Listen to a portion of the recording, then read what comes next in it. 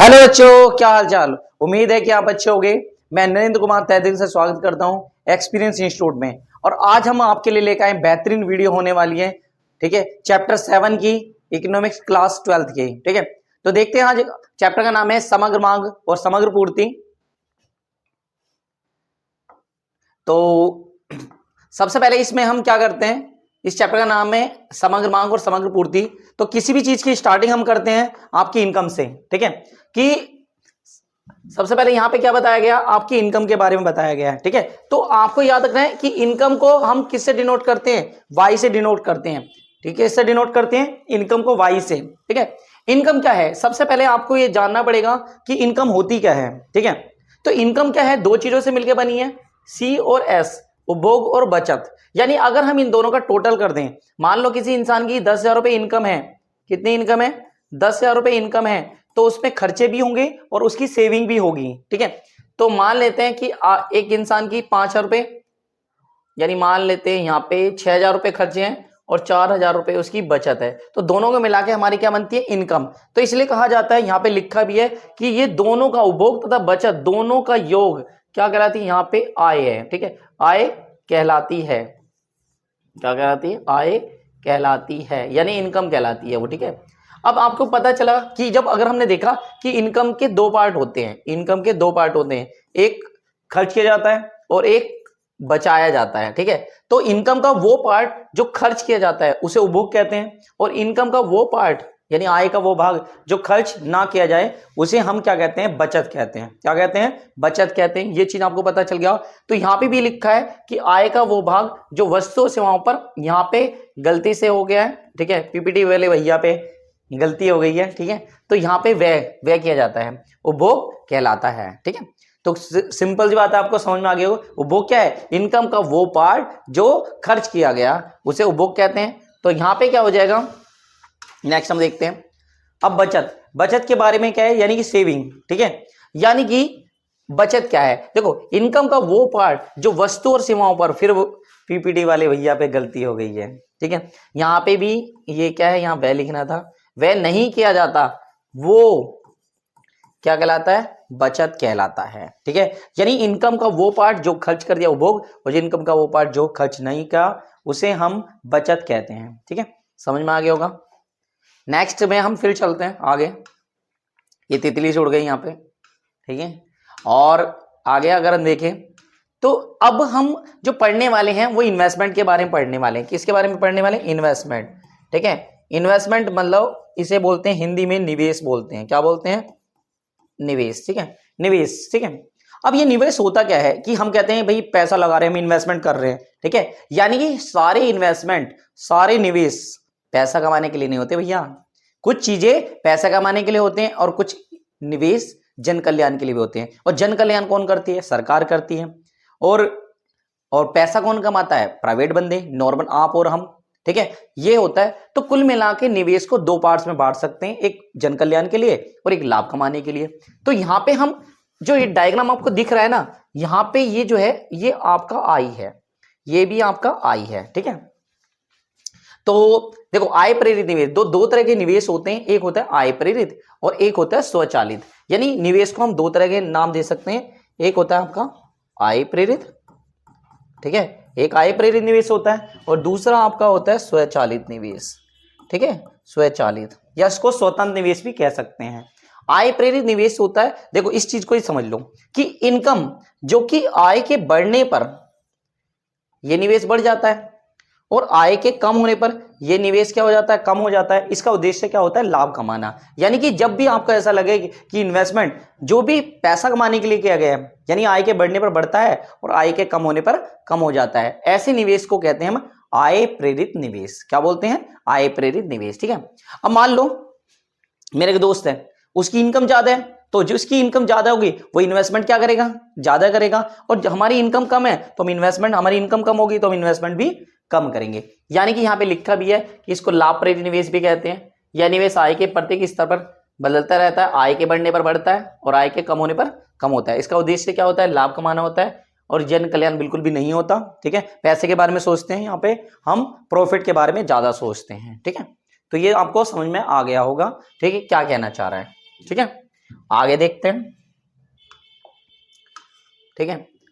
फिर ये तितली उड़सी उड़ गई है, ठीक है। नेक्स्ट हम स्टार्ट करते हैं स्वचालित। देखो यहाँ पे छोटी मोटी गलती पीपीटी वाले भैया से हो ही रही है, ठीक है। यहाँ पे मैं उनको माफ करना, स्वचालित निवेश लिखा है। स्वचालित को स्वतंत्र निवेश भी कहते हैं, और ये निवेश आय के प्रत्येक स्तर पर समान नहीं है यहाँ पे, ठीक है।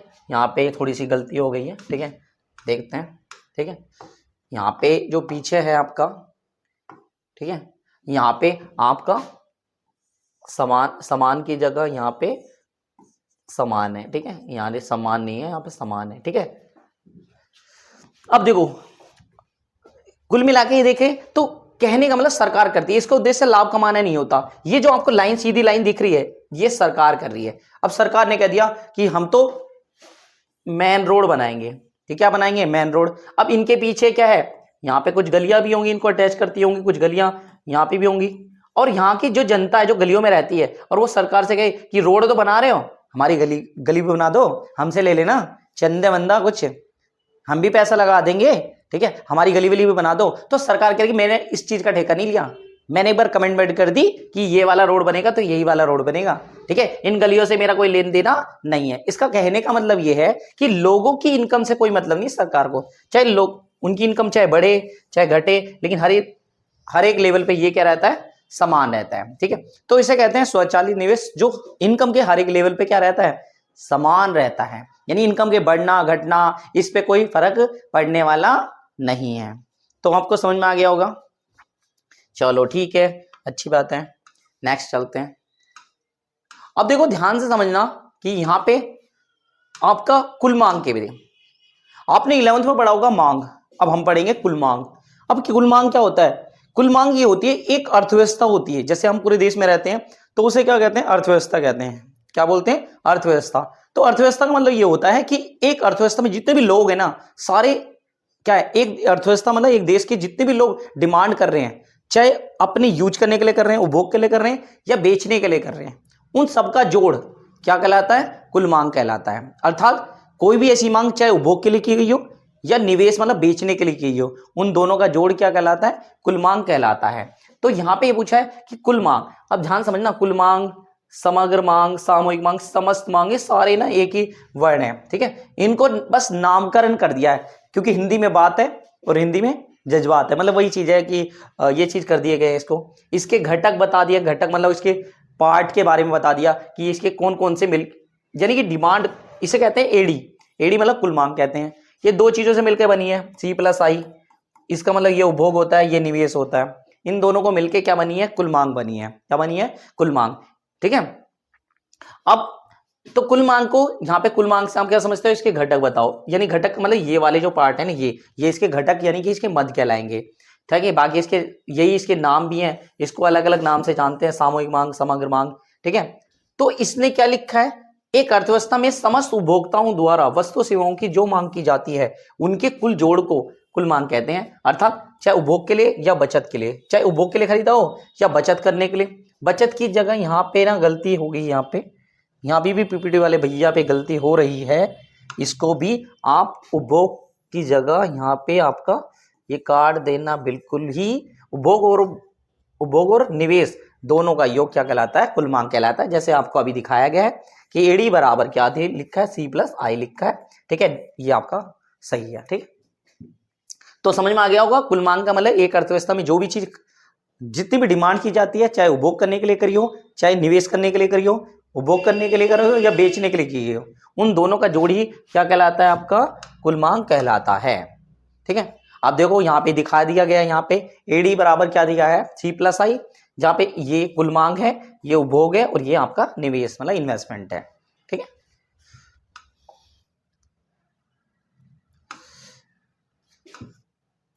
ये बीच बीच में तितली आपको उड़ती हुई नजर आएगी, ठीक है।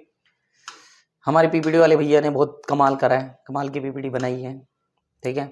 और बात करते हैं किसकी, कि देखो हमारी कुल मांग की बात करें। देखो कुल मांग आपकी, जब इनकम 0 है तो आपकी कुल मांग आपकी क्या है, 10 है।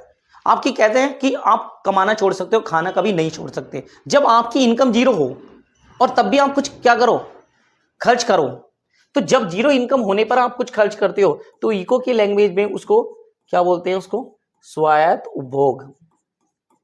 और जैसे मैं अपने, मान लो कि तुम्हें मजे मजे में कह रहा हूं किसी से, वो तुमसे, अरे तू तो अपने पापा की रोटी तोड़ रहा है, अपने पापा के क्या कर रहा है, इनकम पे मजे ले रहा है, ठीक है, कह रहे क्या, अरे कुछ नहीं, स्वायत्त उपभोग इको पढ़ रहा हूं, ठीक है, बोल देना, ठीक है। स्वायत्त उपभोग यानी आपकी जब इनकम जीरो होगी ना तब भी आप खर्च करोगे तो उसे स्वायत्त उपभोग कहते हैं, ठीक है, समझ में आ गया होगा, मस्त, ठीक है। और देखो यहां पे ये दिखाया गया कि आपकी जब इनकम जीरो है तो खर्चे आपके 10 हैं, जब इनकम 10 होगी तो खर्चे 20 होंगे, यानी कि उसको लेके ये डायग्राम बनाया गया है। तो ये आपकी जो लाइन है, कुल मांग हमेशा वाई एक्स से शुरू होता है, यानी ये पॉजिटिव दिखा रहा है कि आपकी इनकम जीरो हो सकती है लेकिन खर्चे आपके जीरो नहीं हो सकते, इन दोनों का जोड़ होता है, ठीक है।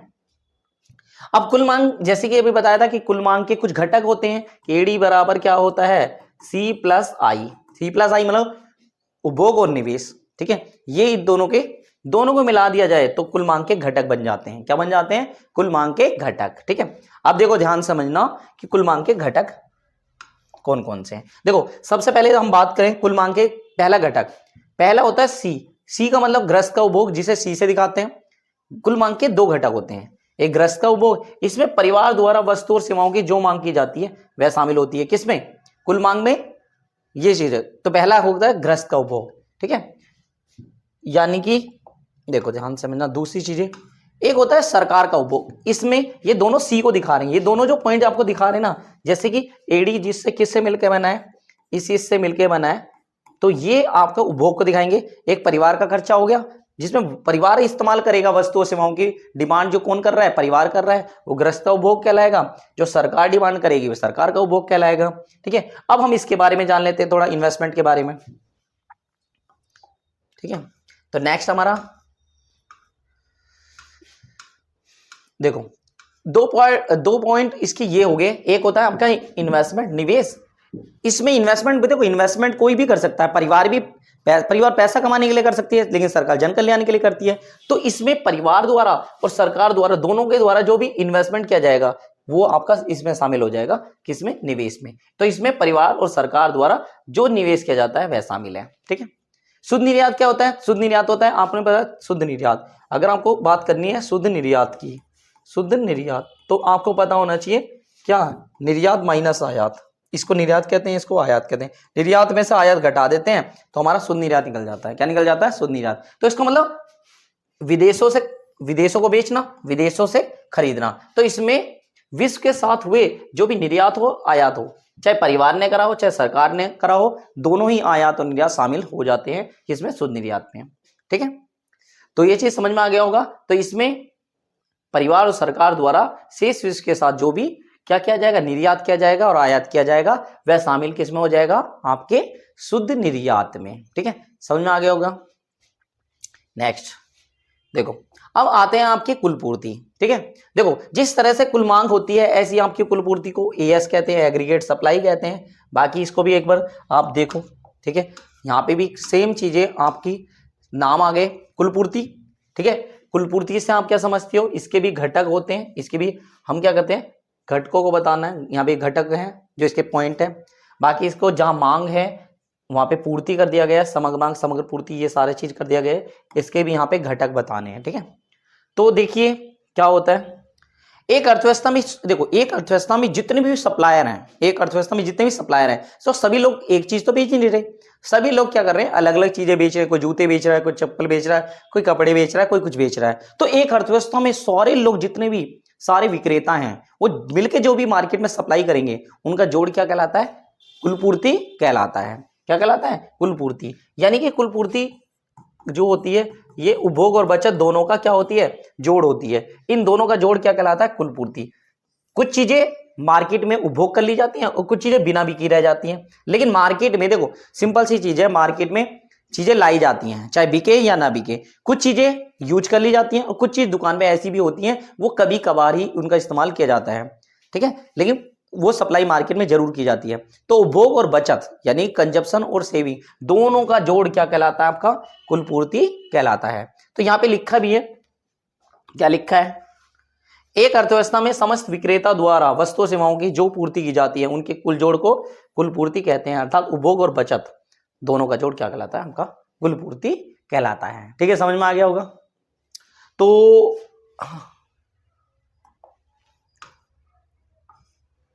अब देखो ध्यान से, यहां पे कुल पूर्ति के बारे में दिखाया है। कुल पूर्ति आपको बताया उपभोग और बचत दोनों का जोड़ होता है। ठीक है, ये आपकी कुल पूर्ति, ये उपभोग और ये आपका बचत। ठीक है, अब यहाँ पे भी एक यहाँ पे छोटी सी, यहाँ पे इसको आप एएस कर लेना। ठीक है, एएस कर लेना, और यहाँ पे आपका क्या है, ये सारी चीजें जो ना आपकी क्या है एएस के अकॉर्डिंग। देखो सिंपल सी बात है, सप्लाई की बात कर रहे हैं।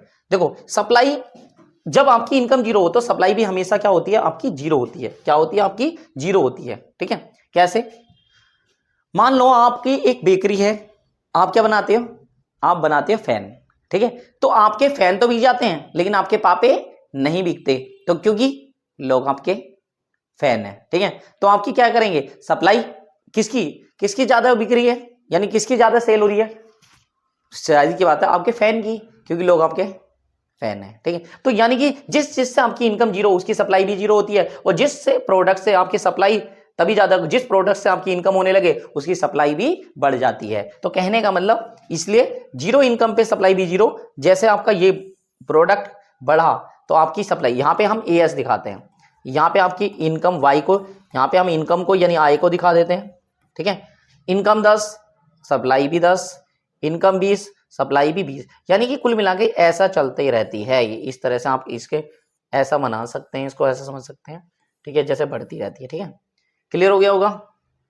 तो ये आपका था कुल पूर्ति, जो कि दो चीजों का जोड़ होती है, उपभोग और बचत दोनों का जोड़ होती है। ठीक है, समझ में आ गया होगा ये चीजें।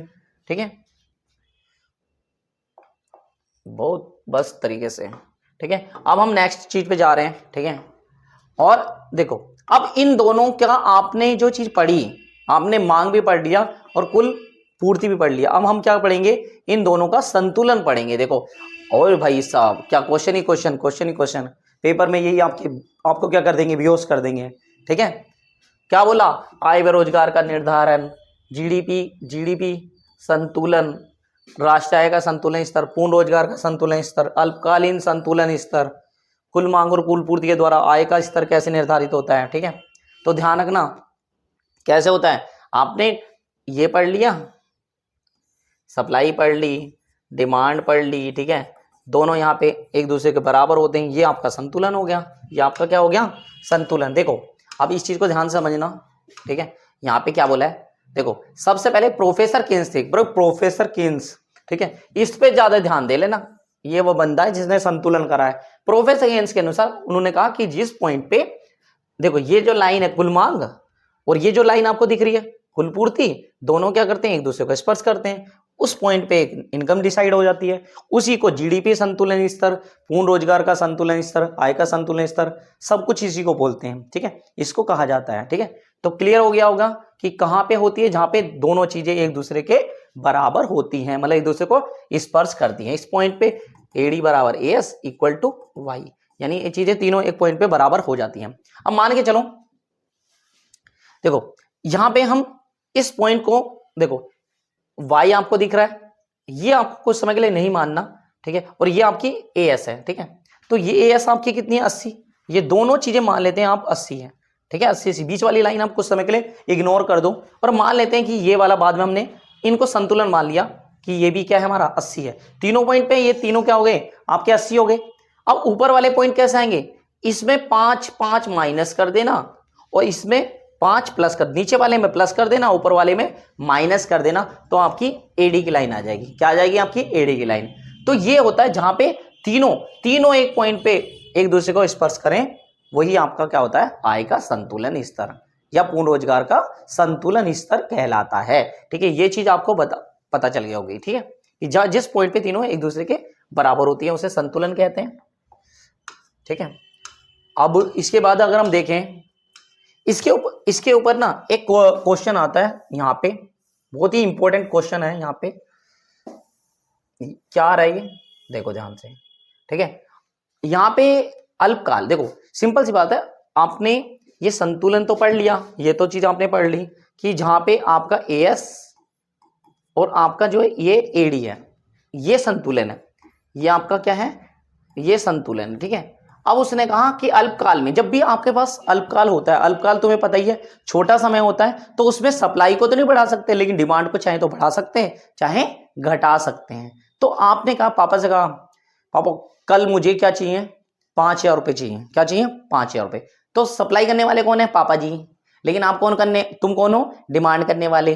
तो तुम, पापा कह रहे हैं मेरे पास पैसे नहीं है, ठीक है, तो तुम क्या कर सकते हो, पापा एक काम करो 5,000 नहीं तो 1,000 रुपये दे दो। यानी कि डिमांड को चाहे तो घटा सकते हैं चाहे तो बढ़ा सकते हैं, लेकिन सप्लाई को कोई भी पूरा नहीं कर सकते। यानी सप्लाई में कोई भी चेंज नहीं होता जब आपके पास टाइम क्या होता है, बहुत ही कम होता है। तो यहाँ पे क्वेश्चन में ये कहा है कि अल्पकाल में कुल पूर्ति स्थिर रहती है।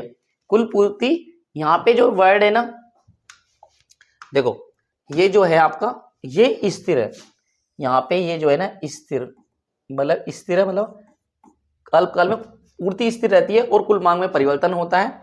इस स्थिति को आपको बताना है कि आय के स्तर पर क्या प्रभाव पड़ेगा। तो उसने कहा हम इस बात से सहमत है कि अल्पकाल में कुल पूर्ति स्थिर रहती है और कुल मांग में परिवर्तन होता है। तो यहाँ पे दो चीज आपको दिखा रखी है। देखो अगर मैं आपसे कहता हूं कि कुल मांग को बढ़ा दिया जाए, तो डॉट डॉट करके ये जो लाइन है पहले कट कर यहाँ पे संतुलन बन गया, फिर डॉट डॉट करके ये जो आपको दिख रही है लाइन, ये जो लाइन आपको दिख रही है ये बाद में खींचिए, डॉट डॉट करके डिमांड को बढ़ा दिया गया है। तो इसने कहा आपने क्या बढ़ा दिया, जब कुल मांग में वृद्धि कर दिया आपने तो आय का स्तर, तो देखो आय का स्तर पर क्या प्रभाव पड़ा, आय का स्तर बढ़ गया। तो अगर कुल मांग में वृद्धि हो जाएगी तो आय का स्तर बढ़ता है, इनकम का जो लेवल है बढ़ता है। तो ये इसका मतलब आपको दो बातों से बताना है, एक बार कुल मांग को बढ़ा के दिखाना है, एक बार कुल मांग को कम करके दिखाना है, लेकिन पूर्ति में कोई चेंज नहीं करना है। तो यहाँ पे ये बताया गया है, ठीक है।